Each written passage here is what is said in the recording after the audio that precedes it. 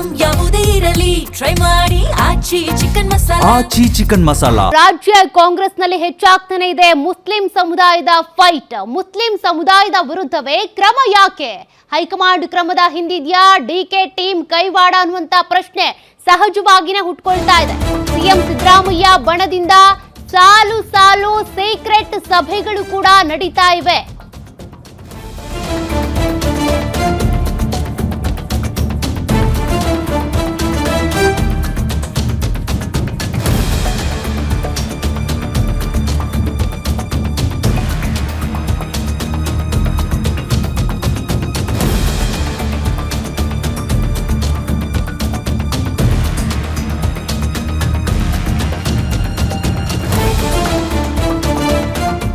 ರಾಜ್ಯ ಕಾಂಗ್ರೆಸ್ನಲ್ಲಿ ಅನೇಕ ಅಸಹಜ ಬೆಳವಣಿಗೆಗಳಾಗ್ತಾ ಇವೆ. ಸಿಎಂ ಸಿದ್ದರಾಮಯ್ಯ ಬಣದಿಂದ ಸಾಲು ಸಾಲು ಸೀಕ್ರೆಟ್ ಸಭೆಗಳಾಗ್ತಿವೆ. ಕಾರಣ ಮುಸ್ಲಿಂ ಸಮುದಾಯದ ಮುಖಂಡರನ್ನ ಅಥವಾ ನಾಯಕರನ್ನ, ಶಾಸಕರನ್ನ ಟಾರ್ಗೆಟ್ ಮಾಡಲಾಗ್ತಾ ಇದೆಯಾ ಅನ್ನೋದ್ರ ಬಗ್ಗೆ ಚರ್ಚೆ ಎದ್ದಿದೆ. ರಾಜ್ಯ ಕಾಂಗ್ರೆಸ್ ನಾಯಕರಿಂದ ಗುಪ್ತ ಮೀಟಿಂಗ್ಗಳಾಗ್ತಾ ಇರೋದು. ಗ್ಯಾರಂಟಿ ನ್ಯೂಸ್ನಲ್ಲಿ ಸೀಕ್ರೆಟ್ ಮೀಟಿಂಗ್ನ ಎಕ್ಸ್ಕ್ಲೂಸಿವ್ ಸುದ್ದಿ. ಹಾಗಾದ್ರೆ ಮೀಟಿಂಗ್ ನಲ್ಲಿ ಯಾರ್ಯಾರಿದ್ರು, ಏನೇನ್ ಡಿಸ್ಕಸ್ ಆಗಿದೆ, ಯಾರ್ಯಾರು ತಲೆದಂಡ ಆಗಿದೆ, ವಾಪಸ್ ಆಗ್ತಾರಾ? ಪರಮೇಶ್ವರ್ ಮನೆಯಲ್ಲಿ ಸಿಎಂ ಟೀಮ್ ನಿಂದ ಸೀಕ್ರೆಟ್ ಮೀಟಿಂಗ್ ಆಗಿದೆ. ಸತೀಶ್ ಜಾರಕಿಹೊಳಿ, ಪರಮೇಶ್ವರ್, ದಿನೇಶ್ ರಹಸ್ಯವಾಗಿ ಚರ್ಚೆ ಮಾಡಿದ್ದಾರೆ. ಮುಸ್ಲಿಂ ಸಮುದಾಯದ ನಾಯಕರ ಮೇಲೆ ಕ್ರಮಕ್ಕೆ ಬೇಸರ ಹೊರಹಾಕಿದ್ದಾರಂತೆ. ಅಹಿಂದ ನಾಯಕರ ಟಾರ್ಗೆಟ್ ವಿಚಾರಕ್ಕೆ ಸಿಎಂ ಟೀಮ್ ಫುಲ್ ಗರಂ ಆಗಿದೆ. ಜಾರಕಿಹೊಳಿಯಿಂದ ಸಿಎಂ ಡಿಸಿಎಂ ಭೇಟಿಯ ಬೆನ್ನಲ್ಲೇ ಪರಮೇಶ್ವರ್ ಭೇಟಿ ಈಗ ಭಾರಿ ಸಂಚಲನಕ್ಕೆ ಕಾರಣ ಆಗಿದೆ.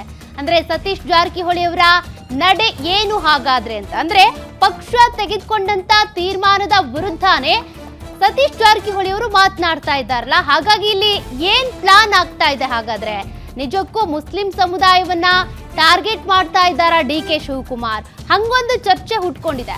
ಹಾಗಾಗಿನೇ ಈಗ ಅಹಿಂದ ನಾಯಕರು ಒಟ್ಟೊಟ್ಟಾಗಿ ಸಭೆಯನ್ನ ಮಾಡಿದ್ದಾರೆ.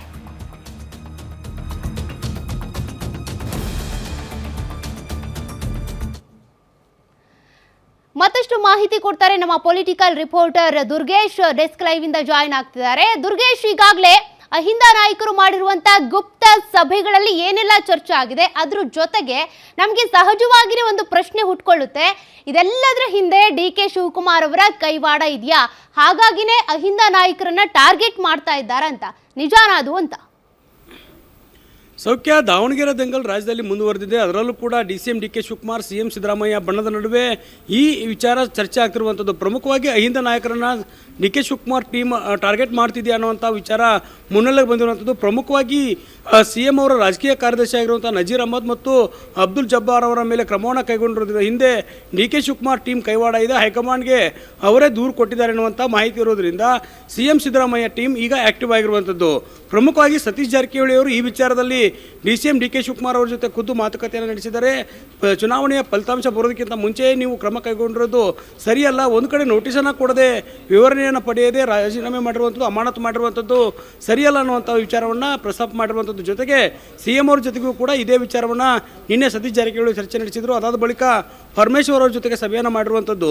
ಸತೀಶ್ ಜಾರಕಿಹೊಳಿ ಅವರು ಈ ವಿಚಾರದಲ್ಲಿ ಯಾಕೆ ಇಷ್ಟೊಂದು ಇಂಟ್ರೆಸ್ಟ್ ತೋರಿಸ್ತಿದ್ದಾರೆ, ಜೊತೆಯಲ್ಲಿ ಅಲ್ಪಸಂಖ್ಯಾತ ನಾಯಕರ ಪರವಾಗಿದ್ದೇವೆ ಅನ್ನುವಂಥ ಸಂದೇಶವನ್ನು ಕೊಡೋದಕ್ಕೆ ಮುಂದಾಗ್ತಿದ್ದಾರೆ. ಅಹಿಂದ ನಾಯಕರಿಗೆ ಅನ್ಯಾಯ ಆಗ್ತಿದೆ ಅನ್ನುವಂಥ ಪ್ರಶ್ನೆಯನ್ನು ಮಾಡ್ತಿರುವಂಥ ಇದರ ಹಿಂದೆ ಇರೋ ಉದ್ದೇಶ ಏನು ಅನ್ನೋಂಥದ್ದು ಬಹಳ ಮುಖ್ಯ ಆಗುತ್ತೆ. ಹೀಗಾಗಿ ಸತೀಶ್ ಜಾರಕಿಹೊಳಿ ಅವರ ನಡೆಯ ಮೇಲೆ ಸಾಕಷ್ಟು ಕಣ್ಣಿರುವಂಥದ್ದು. ಯಾಕಂದರೆ ಸತೀಶ್ ಜಾರಕಿಹೊಳಿ ಮುಂಬರುವಂಥ ದಿನಗಳಲ್ಲಿ KPCC ಅಧ್ಯಕ್ಷರಾಗ್ತಾರೆ ಅನ್ನುವಂಥ ಮಾತುಗಳು ಕೇಳಿಬರ್ತದೆ. ಈಗಾಗಲೇ KPCC ಅಧ್ಯಕ್ಷನಕ್ಕೆ ನಾನು ಆಕಾಂಕ್ಷೆ ಮತ್ತು ಮುಂಬರುವಂಥ 2028ಕ್ಕೆ CM ಆಕಾಂಕ್ಷೆ ಕೂಡ ಅನ್ನುವಂಥ ಮಾತನ್ನು ಖುದ್ದು ಸತೀಶ್ ಜಾರಕಿಹೊಳಿ ಹೇಳಿದರು. ಹೀಗಾಗಿ ಮುಂದಿನ ದಿನಗಳಲ್ಲಿ KPCC ಅಧ್ಯಕ್ಷರನ್ನು ಸತೀಶ್ ಜಾರಕಿಹೊಳಿ ಅವರಿಗೆ ಕೊಟ್ಟರೆ ಅಹಿಂದ ಮತಗಳು ಕಾಂಗ್ರೆಸ್ನಿಂದ ದೂರ ಆಗಬಾರ್ದು. ಆ ನಿಟ್ಟಿನಲ್ಲಿ ಈ ಒಂದು ತಂತ್ರವನ್ನು ಸತೀಶ್ ಜಾರಕಿಹೊಳಿ ಹೇಳ್ತಿದ್ದಾರೆ. ಯಾಕಂದರೆ ಈಗಾಗಲೇ KN ರಾಜಣ್ಣ ಅವರ ಮೇಲೆ ಕ್ರಮ ಕೈಗೊಂಡಿರೋದ್ರಿಂದ ಮತ್ತು ನಾಗೇಂದ್ರ ಅವರನ್ನು ಏನು ಕಿಕ್ಔಟ್ ಮಾಡಲಾಗಿತ್ತು, ಅವರು ರಾಜೀನಾಮೆ ಪಡೆಯಲಾಗಿತ್ತು. ಹೀಗಾಗಿ SC/ST ಮತಗಳು ಕಾಂಗ್ರೆಸ್ನಿಂದ ದೂರ ಆಗ್ತಿದ್ದಾವೆ. ಅದರ ಜೊತೆಗೆ ಇದೀಗ ಜಮೀರ್ ಅಹಮದ್ ಮತ್ತು ನಸೀರ್ ಅಹಮದ್ ಮತ್ತು ಅಬ್ದುಲ್ ಜಬ್ಬಾರ್ ಅವರ ಮೇಲೆ ಕ್ರಮವನ್ನು ಕೈಗೊಂಡ್ರೆ ಅಲ್ಪಸಂಖ್ಯಾತ ಮತಗಳು ಕೂಡ ಕಾಂಗ್ರೆಸ್ನಿಂದ ದೂರ ಆಗ್ತವೆ. ಹೀಗಾಗಿ ಮೂರು ಸಮುದಾಯ, ಅಹಿಂದ ಸಮುದಾಯವನ್ನು ನಾವು ಕ್ರೋಢೀಕರಿಸಬೇಕು, ಈ ನಿಟ್ಟಿನಲ್ಲಿ ಹೈಕಮಾಂಡ್ಗೆ ಮನವರಿಕೆಯನ್ನು ಮಾಡಿಕೊಡ್ಬೇಕು ಅನ್ನೋ ನಿಟ್ಟಿನಲ್ಲಿ ನಿನ್ನೆ ಪರಮೇಶ್ವರ್ ಅವರ ಜೊತೆಗೆ ನಡೆದಂಥ ಸಭೆಯಲ್ಲಿ ಒಂದು ಮಾತುಕತೆ ಆಗಿರುವಂಥದ್ದು. ಹೀಗಾಗಿ ಮುಂದಿನ ದಿನಗಳಲ್ಲಿ ಈ ವಿಚಾರವನ್ನು ಹೈಕಮಾಂಡ್ ಯಾವ ರೀತಿ ಪರಿಗಣಿಸುತ್ತೆ, ಹೈಕಮಾಂಡ್ ಅವರ ಮನವೊಲಿಸುವಂಥ ಕೆಲಸಕ್ಕೆ ಸತೀಶ್ ಜಾರಕಿಹೊಳಿ ಟೀಮ್ ಮತ್ತು CM ಟೀಮ್ ಯಾವ ರೀತಿ ವರ್ಕೌಟ್ ಮಾಡುತ್ತೆ ಅನ್ನೋದನ್ನು ಕಾದು ನೋಡಬೇಕಾಗತ್ತೆ. ಸೌಖ್ಯ. Okay, thank you Durgesh ಡೀಟೇಲ್ಸ್ಗೆ.